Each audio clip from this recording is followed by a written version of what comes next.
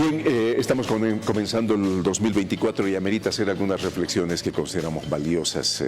Y una de esas tiene que ver con la dinámica sociopolítica del país. Hemos visto desde diferentes ángulos lo que eventualmente puede pasar el 24 en la vida política del país. Pero lo que nos interesaría es que a partir de esos elementos, de esas hipótesis, de esas conjeturas, de esa mirada, ¿qué puede pasar en el plano social en Bolivia? En virtud de que tiene una dinámica muy fuerte. Para ello hemos invitado al analista sociopolítico Edgar Ramos, a quien le agradecemos. Edgar, bienvenido nuevamente a Cartas sobre Muchas gracias por la invitación. Buenas noches. A ver, Edgar, ¿cómo tú ves? Se ha vaticinado qué podría pasar en el ámbito político, pero ¿cómo podríamos ver qué va a suceder en el plano social? A ver, en el plano social yo le veo dos posibles escenarios de conflicto a partir de este año que ya es preelectoral. El primer escenario es el escenario, digamos, de una relativa quietud en el ámbito social laboral de la Central Obrera Boliviana, que tiene debilidades grandes porque su dirigencia está ya 6 años en funciones. ¿Cuándo debería ser 2? Sí, el estatuto dice 2 años, ¿no? Y el señor Juan Carlos Guarachi ya lleva con este año 6 años de gestión. Ha sido él reconocido por el gobierno interino en el 2020, pero eso ya le ha dado como si fuera una carta libre para una casi eternización en su cargo. Y no se le escucha hablar a Juan Carlos sobre un posible congreso de la Central Obrera Boliviana. Y sobre las reivindicaciones laborales tampoco. Sí, y uno de los grandes problemas que están quietos por ahora, pero que puede reventar, dicho vulgarmente, es lo que está pasando con los fabriles de Santa Cruz. Allá tenemos aproximadamente entre 4.000 a 5.000 despedidos fabriles de diferentes tipos de empresas, cerámicas, otras procesadoras de frutas y demás, pero que han sido despedidos ilegalmente desde 2018 y más todavía con el problema del coronavirus el año 2020 aumentó la cantidad de despidos y estos compañeros, que son 4.000, reitero, no pueden ser reincorporados. En octubre del año 2022 ya salió esta ley que se llama la Ley 1468 de procedimiento administrativo acelerado para reincorporación. La ley no funcionó. Hasta ahora siguen ellos peregrinando en la Fiscalía, en los tribunales judiciales de Sucre, aquí en La Paz, en Santa Cruz, y no hay cómo los incorporen. Y la Central Obrera Boliviana dice poco o nada sobre esto. Entonces, ese es un escenario de posible conflicto, pero no de elevado conflicto, porque como la Central Obrera no hace nada, entonces los trabajadores por su cuenta, con su sindicato, con su federación, tienen que pelear cuando debería ser la Central Obrera la que encabece estas reivindicaciones y pueda lograr que, bueno, pues, por lo menos digo yo, un 60-70% de trabajadores despedidos ilegales puedan ser reincorporados. Ese es un escenario. Ya. Ahora, ¿cómo ves el hecho de que el gobierno haya sido capaz de prácticamente hacerse del marco de la legalidad y formalidad de muchas organizaciones? Es decir, de las dirigencias de muchas organizaciones. Hay un divorcio entre la dirigencia y la percepción de la base en relación al ejercicio del poder y a sus reivindicaciones. A ver, hay una tendencia de eternización dirigencial en las centrales y en las federaciones. Y le voy a poner 2 ejemplos. En la Federación de Mineros, que es el grupo sindical sostén básico y el origen de la Central Obrera Boliviana por historia, ¿no es cierto?, está pasando lo mismo. No hay congreso de los mineros. Y los dirigentes siguen suspendiendo congresos, realizando ampliados de emergencia, pero no hay recambio dirigencial. Y esto, lamentablemente hay que decirlo, es como una especie de herencia que ha dejado el expresidente Morales de cooptar a los dirigentes y además transmitirles su vocación de intento de eternización, de prórroga permanente en el poder. Y así le ha ido a Evo Morales, que tenía todo el poder político de Bolivia y sin embargo tuvo que escapar. Entonces, yo quiero recordar aquí que en la Central Obrera Boliviana ya han habido 2 tomas violentas.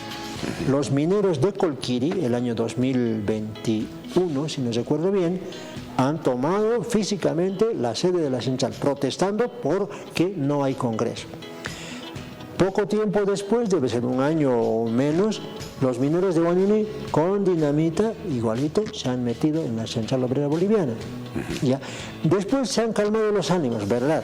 Pero el hecho de que sindicatos de base ya vengan a tomar la central obrera está mostrando ya descontento de las bases sindicales y que están disconformes con su dirigencia. Y les reitero, Juan Carlos, ya está 6 años y eso creo que es un daño a los trabajadores.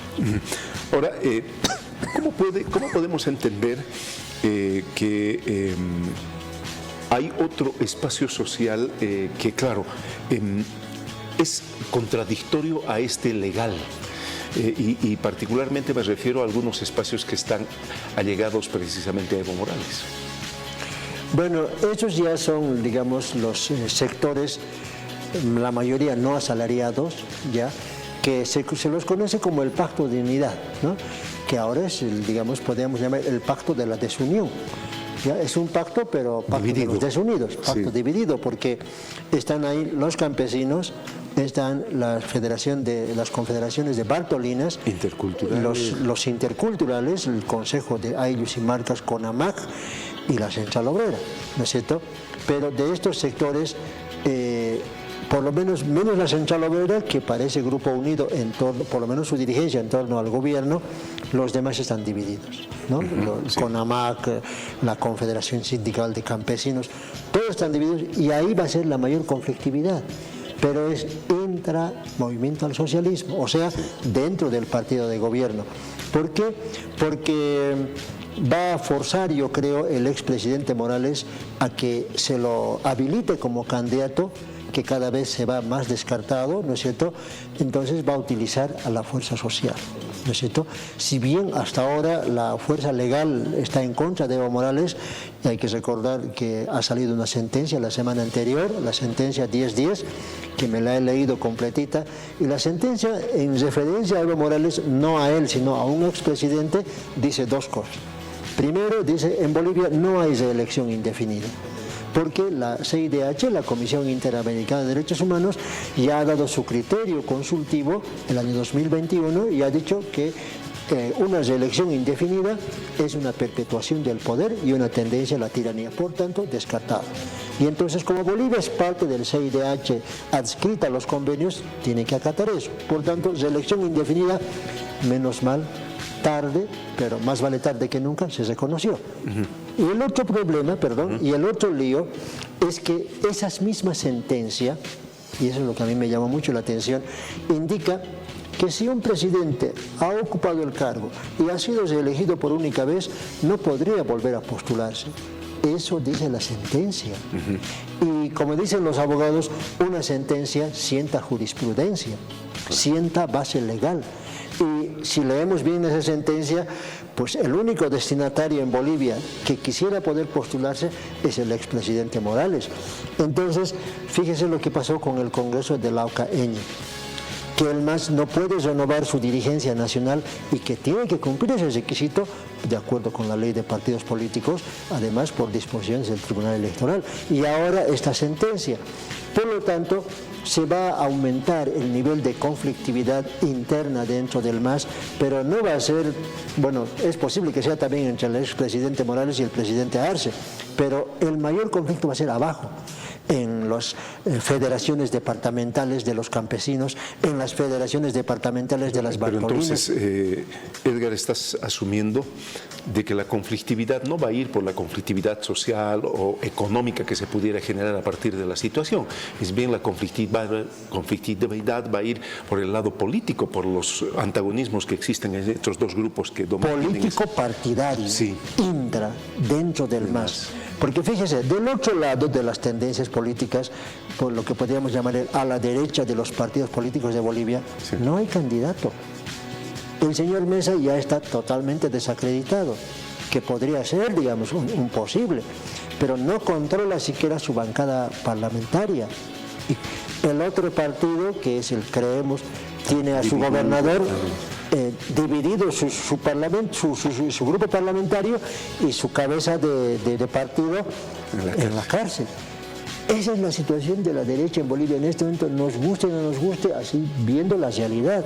Entonces, el problema de quién va a querer disputar la presidencia y quién va a ir como candidato, no candidato, ese ha de ser el movimiento al socialismo. Y el movimiento al socialismo ya se han dado con silletas, ¿no es cierto? Ya a los silletazos es ahora las reuniones, pero ¿qué más habrá? Por ahí hay dinamismo. Y no habrá efervescencia en la base social del país porque la condición económica no es de las mejores. Sí, pero fíjese, yo he visto esfuerzos de la Aduana Nacional por controlar el contrabando, pero el contrabando ya se ha institucionalizado, ya se ha normalizado y es la que mueve economía en gran medida en nuestro país.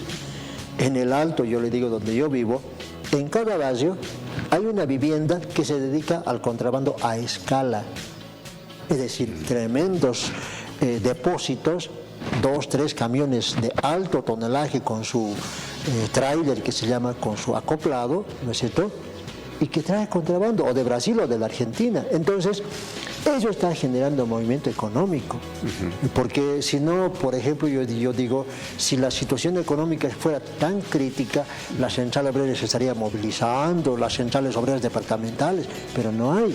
Entonces creo que va a venir el asunto por el lado de que el partido de gobierno va a querer aclarar bien quién va a ser el candidato, quiénes van a ser los candidatos en el Parlamento, por ejemplo, y todavía después tenemos una segunda elección, que es la elección subnacional, y ahí tenemos 9 gobernaciones, tenemos 340 alcaldías, entonces ahí va a haber el movimiento de la pelea interna, ¿no es cierto?, que va a ser entre organizaciones. Eso yo creo que va a llegar a ese nivel. Y fíjese el último dato.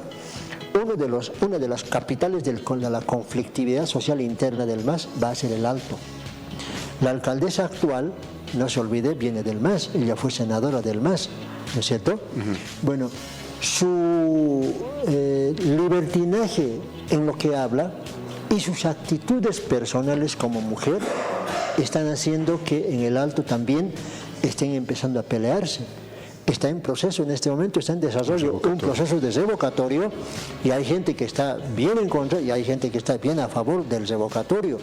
Y ese ha de ser una de las mechas que se va a encender para un posible conflicto en el Alto, pero ya no como fue el 2003 contra el GONI, por decir, o como contra el BANS en el año 2000, cuando se creó la UPEA, por ejemplo, ya no. Ahora es los que están con la alcaldesa, los que están en contra de la alcaldesa. Y ahí la UPEA, lamentablemente, también hay que decirlo bien clarito, está ingresando en un proceso de desinstitucionalización y los estudiantes de base y los docentes de base van a ir con unos o van a ir con otros, ¿ya? Se van a dividir. Edgar, muchísimas gracias por la gentileza. Muchas gracias a usted por la invitación. Muy bien. Edgar Ramos, analista sociopolítico, dándonos un panorama de la conflictividad social que podría presentarse en 2024.